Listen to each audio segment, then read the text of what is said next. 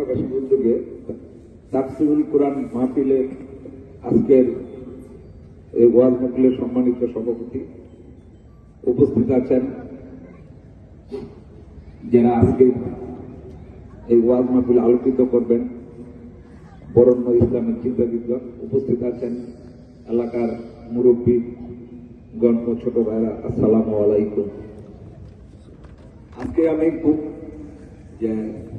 এখানে খুব ওয়াজটা অনেকদিন ধরে এটা আয়োজনের ছিল, তো আমরা আজকে একটা জিনিস যেটা খুব কষ্ট লাগে যে ওয়াজ মাহফিল এখন লোক হয় না। দেখা যাচ্ছে যে এইখানে যদি একটা গান হইতো লোকের কোনো অভাব হইত না। আপনার দেখেন এইখানে যতটি লোক আছে, যে পাশে যে এখানে মেলার মতো আয়োজন হয়ে গেছে অলরেডি, এর চেয়ে বেশি লোক ওইখানে আছে এখানে। এবং এখন এই ওয়াজ মাহফিল গুলাতে সবচেয়ে বড় একটা যেটা আমরা লক্ষ্য করছি, মেয়েরা বুন্দায়া বাজার করে, এখানে কসমেটিক্স এর দোকান বসে, তারপরে খাদ্যদ্রব্যের যে দোকান বসে, ওইখানে তারা এসে ওয়াজ মাহফিলে এইখানে মেয়েরা, অথচ তারা ওয়াজ শোনে না, তারা এখানে বাজার করতেছে। এই হলো আমাদের দেশের চিত্র। আমরা নামে মাত্র মুসলমান, কিন্তু আসলে কোনো মুসলমানই নেই। তো আমি খুব বেশি কথা বলবো না, লোক না হলে কথা বললে মজা পাওয়া যায় না, নাহলে আমি বক্তৃতা দিলে আধা ঘন্টা চলে যায়। তো আজকে একটু কথা বলবো যে আমি ইয়া নিয়ে মানুষের যে মানবতা, আজকের এই ব্যাপারে আমি কয়েকটা কথা বলবো। যে বাংলাদেশের এই যে 31st নাইট যেটা হয়ে গেছে, আমি তখন আমেরিকাতে, তো আমি দিনের বেলা তখন আমাদের এখানে রাত্র, ওই আমেরিকাতে তখন দিন। তো আমার ওয়াইফ আমাকে ফোন করছে, তো বললাম কি জন্য, বললো যে রাতটা ঘুমাইতে পারতেছি না কেন, প্রতি বাড়িতে বাড়িতে এই বোমা ফুটা, আনন্দ উল্লাস, এটা হলো চিত্র আমাদের বাংলাদেশে। অথচ এইটা এই পুরা এখন গ্রাম অঞ্চলে চলে আসছে, যেটা শুনলাম আমি এইবার। তা আমরা আমাদের কত দুর্ভাগ্য যে আমরা এখন যারা এটা লালন করে, যাদের থেকে এটা আসছে, তারাই এটা সঠিকভাবে পালন করে না। আর আমাদের এখানে এটা এখন গ্রাম অঞ্চল পর্যন্ত এটা পালিত হচ্ছে। আমি ওইখানে রাত্রেবেলা আমি ওইটা করলাম যে 3-4টি স্টেটে আমি খবর নিলাম যে কি হচ্ছে তাদের এখানে। তাদের তখন বললো যে শুধু আমাদের এই 5টা 6টা 7টা স্টেটে আমেরিকাতে, শুধু নিউ ইয়র্ক টাইমস স্কোয়ারে ওইখানে হবে, ওইখানে যারা যা ইচ্ছা তারা যা আমার ক্ষতি করবে, কিন্তু কোন মহল্লা এলাকায় বাড়ি ঘরে টোটালি গভর্নমেন্ট থেকে নিষিদ্ধ। তার কারণ জিজ্ঞাসা করলাম যে মানবতার কারণ, এখানে শিশু থাকে, বাচ্চা থাকে, বয়স্ক লোকেরা আছে, তাদের যাতে ডিস্টার্ব না হয়, কেউ এটা পালন করতে পারবে না। তা আপনারা দেখেন তাদের দেশে কিভাবে পালন হচ্ছে, আর আমাদের দেশে এখন ঘরে ঘরে এটা পালন হচ্ছে। তা আমরা এই অপসংস্কৃতি কিভাবে আমাদের দেশে আমরা এটা প্রতিষ্ঠা করতেছি, নতুন প্রজন্ম কিভাবে আমরা এটা এখন প্রতিষ্ঠা করতেছি। মানে বাংলাদেশে যদি কত টাকা খরচ হয়েছে এটা কল্পনা করা যাবে না, এটা কল্পনা করা যাবে না বাংলাদেশে কত টাকা খরচ হয়েছে।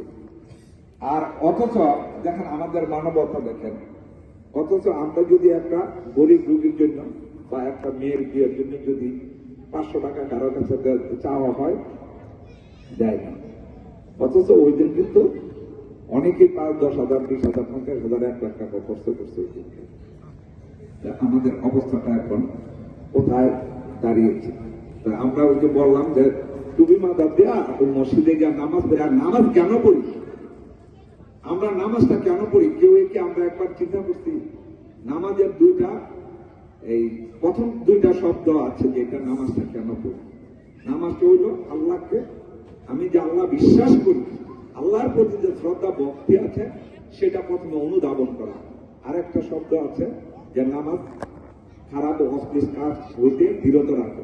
আমার তো মনে হয় আমরা যারা নামাজ পড়ি 98% মানুষই খারাপ কাজে জড়ায় আছে। নামাজ পড়ে কিন্তু এই খারাপ কাজে জড়াইতেছে, অথচ নামাজের মূল উদ্দেশ্য কি সেটাই আমরা জানি না।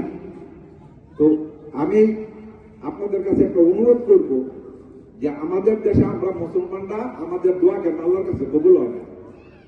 মূল কারণ কিন্তু একটাই, আমরা যে নামাজটা পড়তেছি আসলে কি কারণে নামাজ পড়ি এটা অনেকেই জানে না। ওই একটা আমরা রুটিন মাফিক করে নিচ্ছি, নামাজ পড়তে হবে, গিয়া মসজিদে গিয়ে নামাজ পড়বো।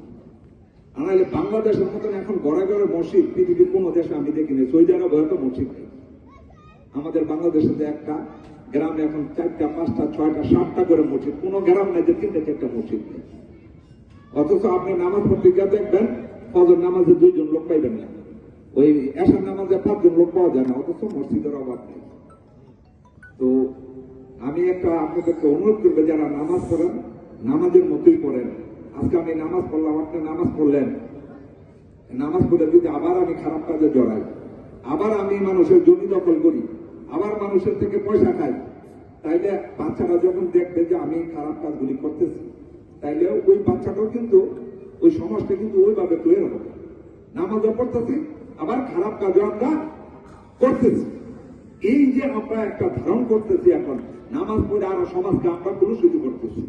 তা আমরা ওই নামাজটা যেন না পড়ি, প্রকৃতপক্ষে আল্লাহকে জন্য ভয় পাই, আল্লাহকে জন্য শ্রদ্ধা করি, মানুষ যেন এই নামাজ নিয়ে কোনো কথা না বলতে পারে, আমরা যেন সেইভাবে নামাজটা পড়ি।